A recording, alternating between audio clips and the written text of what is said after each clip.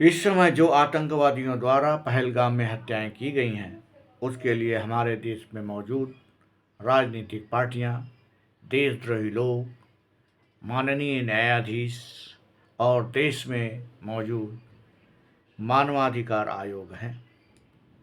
देश में उपस्थित सभी एजेंसियां जानती हैं कि भ्रष्टाचार, झूठ के सहारे आधार कार्ड, वोटर कार्ड या अन्य तरह के प्रमाण पत्र कैसे बनते हैं। इसके साथ ही साथ देश के सरकारी तंत्र में काम कैसे होते हैं, विभाग चाहे जो भी हो, यह सर्वविदित है। किसी भी विभाग में कार्य करने के लिए दिशा निर्देश जारी किए जाते हैं या बनाए जाते हैं और विभागीय लोग उन्हीं दिशा निर्देशों का पालन करते हुए काम भी करते हैं।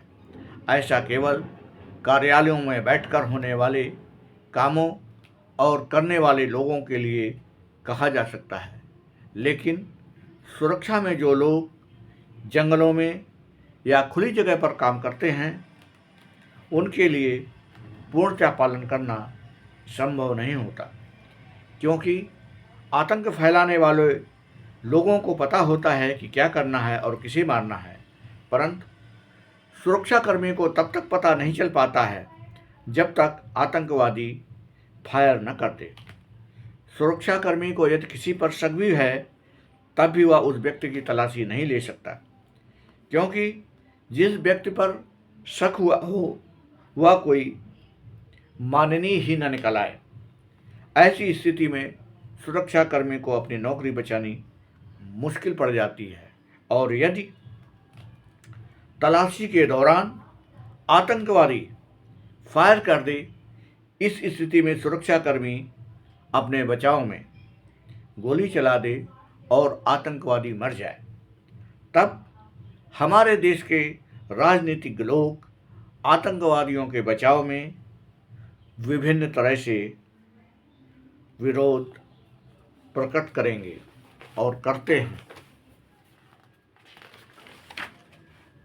वकील न्यायाधीशों के सामने अनेकों नियमों की व्याख्या करेंगे।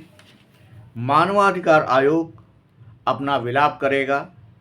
न्यायाधीश महोदय अनेकों बिंदुओं को ध्यान में रखते हुए अपना फैसला सुना देंगे। न्यायाधीश महोदय केवल उन बातों का ध्यान नहीं रखेंगे जैसे देश हित, दूसरा कि सुरक्षाकर्मी की आतंकवादी से कोई व्यक्तिगत दुश्मनी नहीं है तो गोली पैर में लगनी चाहिए, आतंकवादी की छाती या सिर में कैसे लगी इत्यादि। जबकि उपर्युक्त सभी एजेंसियों को पता होना चाहिए कि ऐसी कार्रवाइयों के वक्त समय लगभग कुछ सेकंडों का ही मिलता है। इसके अलावा एजेंसियों को यह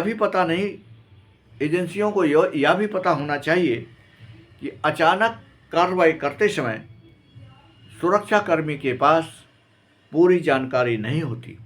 अतः स्पष्टवादी जन आधार पार्टी देश की सभी एजेंसियों से आग्रह करती है कि आप लोग स्थितियों को ध्यान में रखते हुए केवल देश हित में ही निर्णय लिया करें, जिससे सुरक्षाकर्मी हतोत्साहित न हों।